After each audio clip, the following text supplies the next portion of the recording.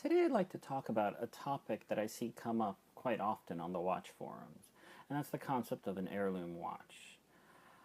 Before we get any further, let's go over the definition. The heirloom is a valuable object that has belonged to a family for several generations. Typically, though, when you see the question being posted on a watch forum, it's usually along the lines of, I have a child who's going to be born soon, and I'd like to buy an heirloom watch to celebrate the occasion. The implication is usually it's going to be a Rolex or above, value-wise.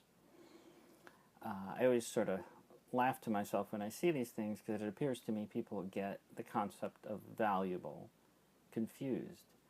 Whereas I always think in part due to the classic Patek Philippe ads showing the father and son saying something along the lines of, you never own a Patek Philippe, you merely look after it for the next generation, that people are thinking that they need to buy something really expensive because that's the only way it'll be valuable.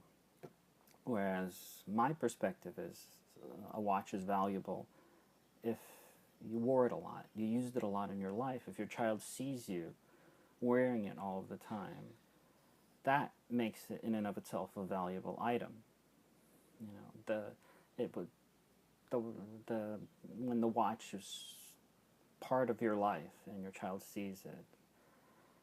I mean, for me, when talking about an heirloom, as close as I would probably come to defining one as such, is I had a particular watch that I wore early on in my wife's pregnancy, and we needed to get an emergency ultrasound done because pregnancy didn't look too good. But lo and behold, the ultrasound was positive, and the pregnancy ended up going to term, and everything was fine. And because I was wearing that particular watch, the moment I found out about the results, it suddenly had value that you could never take away.